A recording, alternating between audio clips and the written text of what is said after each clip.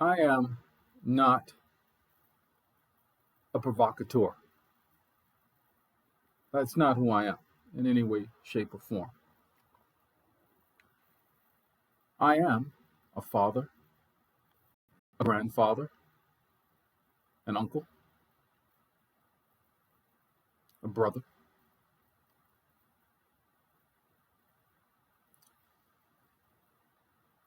And I like to think of myself as a black man in America, as a black man in America, as a contributor to our society.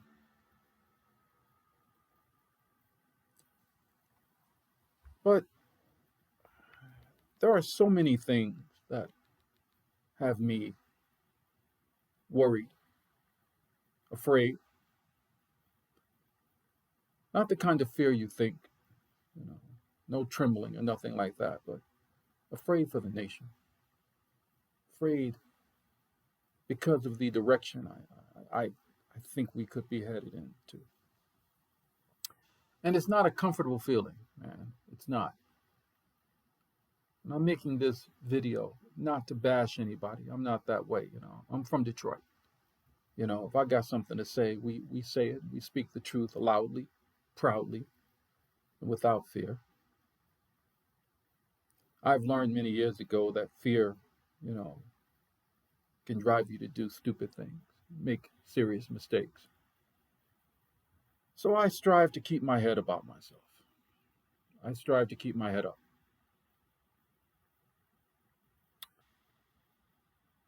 But I don't know where the nation is headed. That bothers me for my children, for my wife, for my nieces, my nephews, my cousins, my uncles, and my aunts. It bothers me for my friends, my colleagues, and for ordinary people I meet on the street.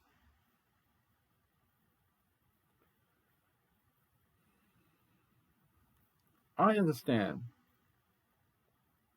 I've always understood, ever since I was aware as a younger man, even as a boy. I've always understood, man, that there are winners and losers to everything, to everything. Elections, shit, hopscotch. There's always a winner and a loser to everything. And that's okay. Losing can be a learning experience. It can actually help you to win later on. It can propel you forward. You know, I've lost many times. I've lost in business. I've lost in life. I've lost in love. But I was always able to bounce back far stronger. I think that has a lot to do with me. I think that has a lot to do with the environment that I was raised in.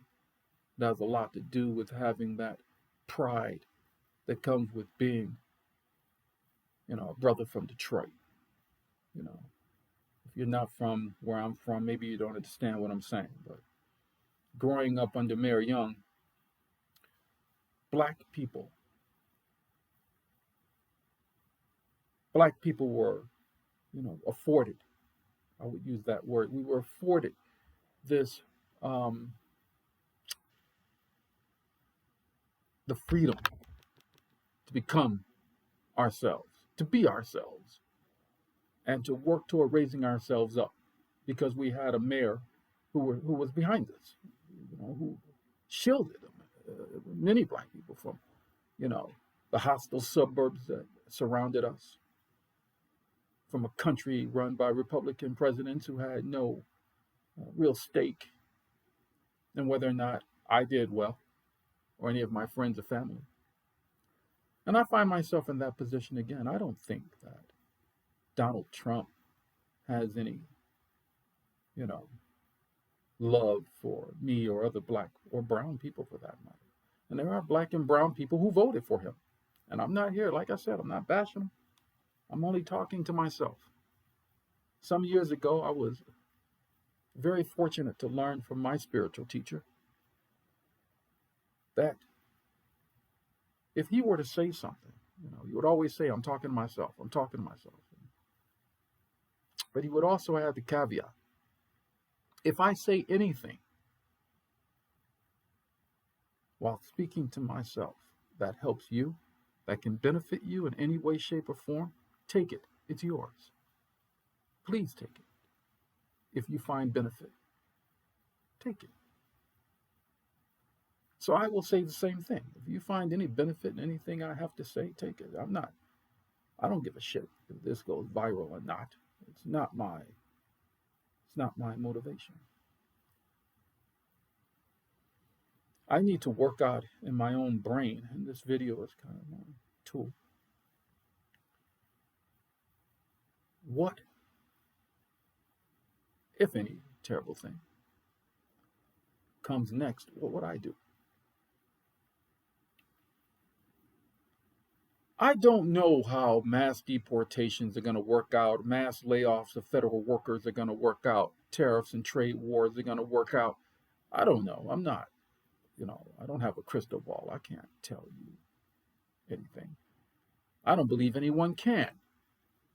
Not even the people pushing these ideas can tell you exactly how they're going to play out because they're novel. If Mr. Trump succeeds in implementing the policies that he thinks are the best policies to make America great again, whatever that means. Whatever that means.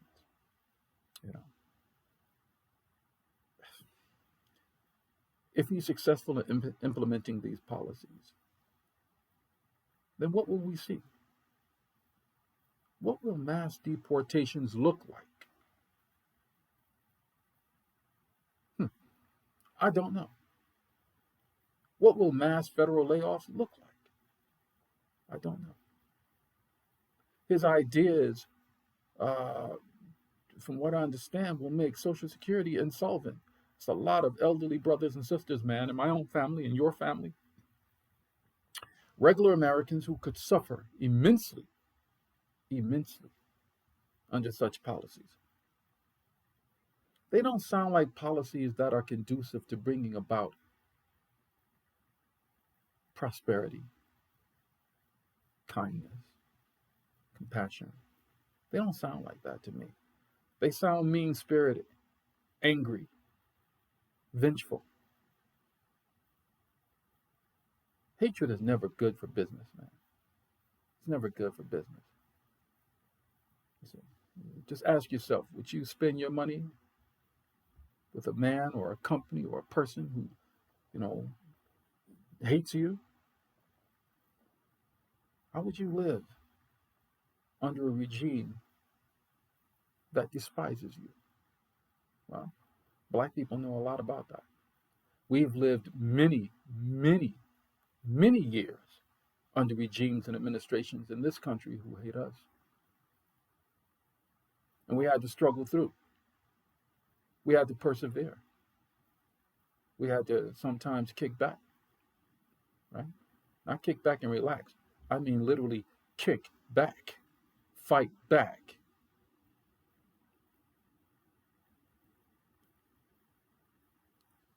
But there is no badge of honor to that. Why?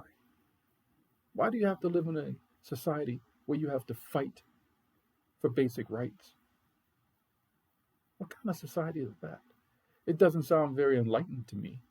It doesn't sound very promising to me. And it doesn't sound like it's going to experience a lot of longevity, right? The Roman Empire, the Greek Empire, the British Empire, right? Built on slavery, built on racism.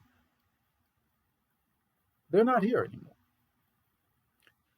Every single empire in human history always turns to nothing more than dust and memories,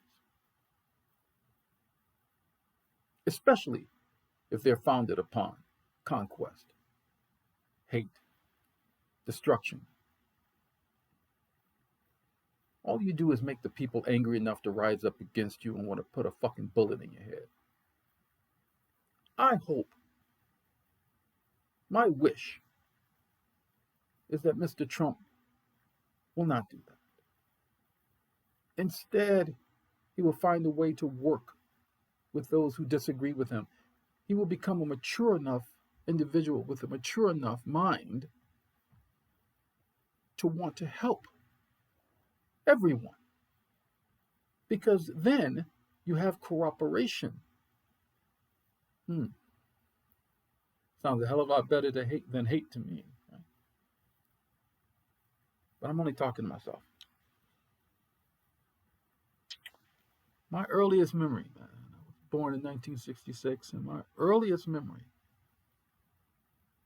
sitting on my sister's lap in a chair in the middle of the street. I don't even know which street.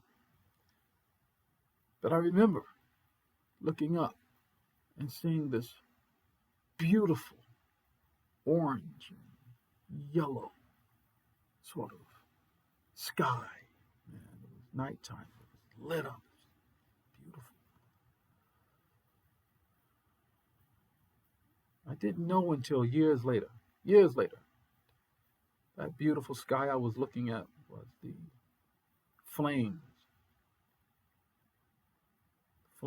rising up from burning buildings as a result of riots, looting, and the frustration of black people that ignited my city in '67, the Detroit riots. I didn't find out until years later. But every time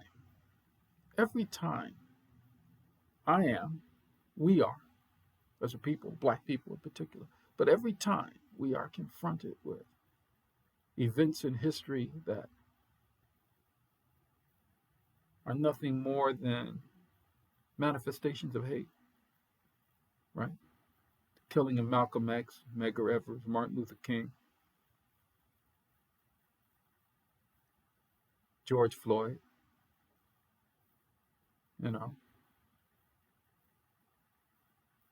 Breonna Taylor, Eric Garner. Whenever we are confronted by these events of hatred and consternation, the result is not happiness. The result is, more fucking consternation and hatred. Do you really think even those who voted for you, even those Latin brothers and sisters who voted for you, once their cousins, mothers, aunts, sisters, nephews, nieces began to get ripped from their beds in the middle of the night and thrown out of the country or forced back across the Rio Grande at gunpoint, do you really think that you're going to maintain their support? I mean, really? Do you really think you're going to maintain the support of black people once you begin to turn the racist cops on us? Do you really think that you will maintain the support of white people once they begin to see their country disappear? Once their Social Security benefits are gone, once their jobs are gone, once their houses are gone, their bank accounts are drained because of your ideas. It's not a very good outcome. It's a terrible fucking outcome. And I don't know if it's going to happen like that. I really don't. But mass deportations, man, is only one step away from concentration camps. I heard today that someone donated 1,200 acres, 1,500 acres, I'm not sure, fact check it, to the federal government so that Donald Trump can build his detention centers. I'm working, man, for now. But it bothers me, man, that in this nation we're talking about detention centers a la concentration camps for our brothers and sisters who want nothing more than to live a good life. They're willing to work their asses off for a good life in this country. But the answer to their hard work, their answer to hoping that they find some remnant of the American dream, is to throw them in concentration camps. Mass deportations. It doesn't sound right to me. In a nation of immigrants and, well, slaves, because slaves were not immigrants. We didn't, jump on a boat on our own of our own choosing, come here to America and set up shop. We were forcibly brought in. And we have been treated like outsiders ever since. Many of us, not all of us, but many of us. I live a comfortable life. I'm an educated man, but my education does not protect me from some racist cop with a gun who wants to kill me. I'm 6'2", man, a big guy, right? It's not a leap to say you fear for your life and put a bullet in me, right?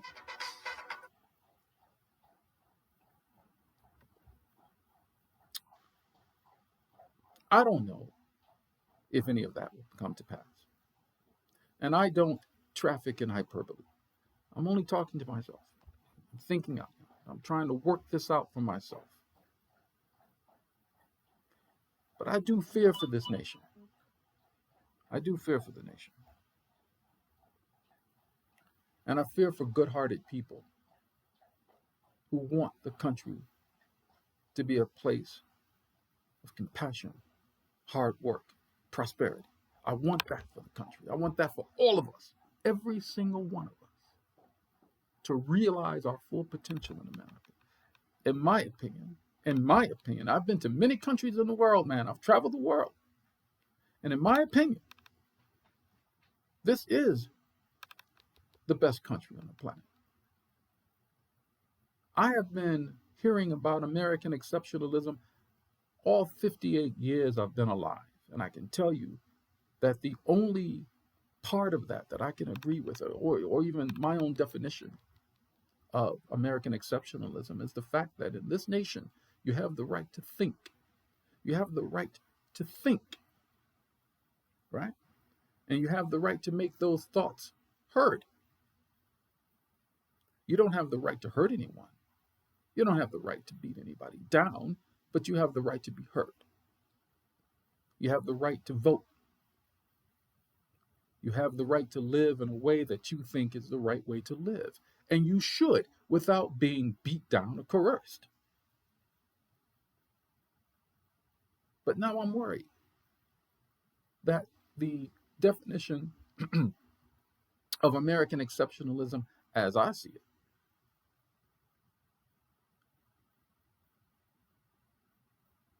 is now going to disappear. Now I've got all kinds of thoughts in my mind, man. I got all kinds of things that I'm thinking about. It's another reason for this video. Just trying to work it out, man. Just trying to work it out. My brothers and sisters, man, and my family back in Detroit, and my homies in Seattle, Salt Lake, and DC, Baltimore, and everywhere else I've lived. Chicago, New York, everywhere I've ever lived. And even people I've never met may experience deep, deep pain. And that bothers me. Because I have been taught, and I accept, and I have found it to be true.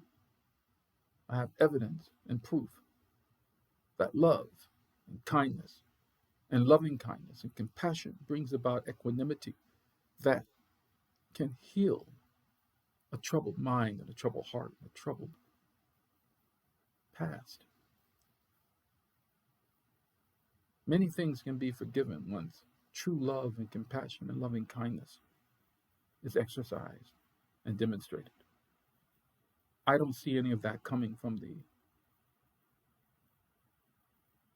the administration that will take power in January. I've not heard anything about that. I've never heard the word compassion from this man ever. And if I'm wrong, please show me a link. Send me a speech. I don't mind being wrong. That's why I urge you to fact check everything that I say, if you're listening. I mean, I am talking to myself, but I still want to be truthful to me. I'd rather tell myself the truth, you know, every damn day than to lie to myself. That won't happen. But you don't know me, so fact check it.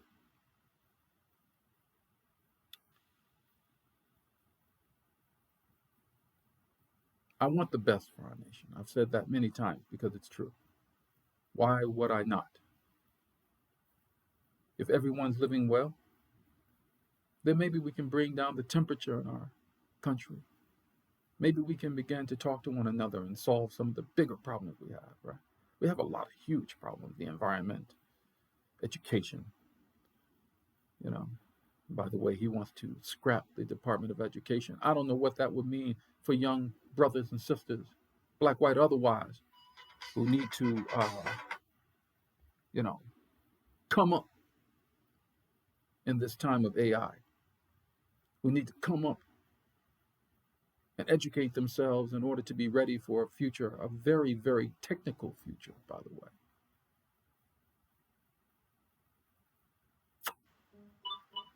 That they may not be prepared for otherwise. I don't know how that's going to look. Kicking it back to the states, blah, blah, blah, blah. I don't know. What I do know is that a more educated, more enlightened society is important for all of us. And I don't see scrapping education as a first step toward, you know, success. I really don't. Nor do I see mass deportations as a step toward success. Hate and consternation as a step toward success. I don't see any of that as a step toward success at all. To me, in my mind, that's running away from success, right? That's doing the very opposite of being successful.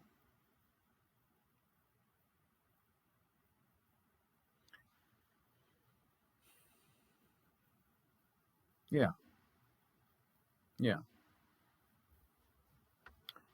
yeah. I don't know where this is headed, but I do know one thing. No matter where this is headed, I do know that good people, because it's happened all throughout history, good people always band together to fight oppression, right? My dad carried a rifle in World War II in the Philippines, all across the world, man, to Germany and France, right? Because he believed that the future, if he fought for the white man and his nation, that the future for his children would be better. And he was right to an extent. It was. It was a hell of a lot better than it was when he was born in 1921. I can tell you that. But remember, 44 years later, in 1966, when I was born, my first memory was my city being burned down. And the riots and the protests haven't stopped since then. It's not my wish to continue to struggle and fight for basic rights. I would think that the nation would have become enlightened enough to award black people reparations for what was done to us, to begin to change the narrative. Hmm? Instead of exporting lies about black people, that we are savages, animals, and overly sexed, why not listen to what we have to say for a change? Why not get to know us? I've gotten to know many fantastic white brothers and sisters to the point where I have dismissed color, per se. In my mind, we are all sunbeams, right? We all come from the nebulas, from stars. Everything does. Everything does. If I am 90% like a ladybug, why would I hate it? You get what I'm saying? This ain't some hippy dippy shit. It's science, it's genetics. Go look it up. You have about 40% of the same genetic makeup as a banana peel. So, as human beings, why do we hate one another for the color of our skins? Is it tribalism? You can say, okay, there's all kinds of fucking reasons for it. But one thing I know is that we can kill it. We can stop it. We have the power, the technology, and the intellect to do so. Do we have the will? And I don't know if Mr. Trump has the will. The will to turn away from vengeance, the childlike behavior of, getting somebody back for what was done to you, instead of taking the high road and simply doing the best for the nation that you can by putting the most competent people in office in order to help you make the nation succeed. I don't give a fuck about Make America Great Again. When was that ever the case? When? Tell me. Because if America was great, then everyone within its borders would participate fully in the prosperity of the nation. And that's never been true in this country. Not for Native Americans, not for the Chinese who worked the railroads, not for the Irish who came here later on, not for the Italians, definitely not for blacks, not for Jews, not for a whole lot of fucking people. But why don't you try, Mr. Trump, to make America great for everybody? But I have no faith in that with you. I'm sorry. But I could be wrong. And if I am, somebody prove it. Right? Actually, it would mean so much more to me than if he proved it. And I don't give a damn about your words. Words don't change people. Actions change people. Proof, evidence change people. I deal in proof and evidence, man. I don't give a damn about your blogs. I don't give a damn about your, YouTube channels and sticking a fucking mic in your face. None of that's important to me. Just give me proof and evidence that I can measure, replicate. Then we'll talk. And I don't mind being wrong. I don't mind being wrong at all, because then I know at least not to do that. I always want the best for this nation. I can't say it enough. And I'm afraid that for many of us, it may not be a good time. And that bothers me. That worries me.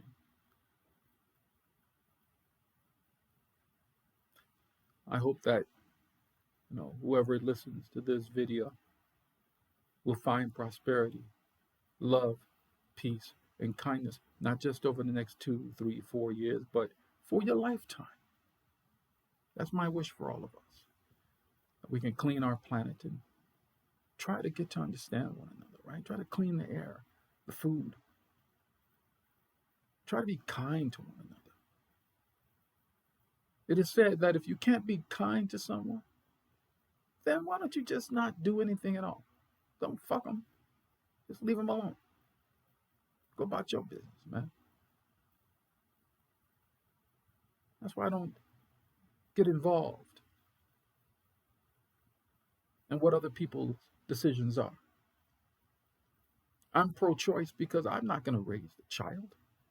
I'm pro-choice because my sisters have the sentience and the ability to rule over their own bodies. They don't need me telling them what they can do and what they can't do. I thought that's what America was all about.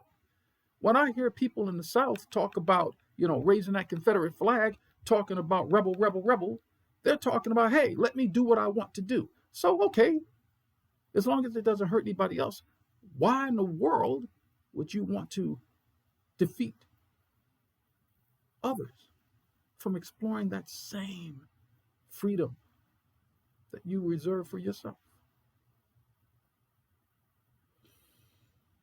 Beats me. I ain't no psychologist. I ain't no doctor. I'm just a father, a husband, a grandfather, a friend, and a brother. I'm just a Detroit Negro trying to make it, baby. And I'm worried about this country. And this video is too damn long, and I got things to do. Yeah, peace and love to everyone. As the Dharma says, as I've been taught, peace and love and prosperity to all beings beneath the sky. All of us. I hope things work out for us, man. I really do. But I got to get back to work while I still got a job. I still got to get it. Peace. Word, baby.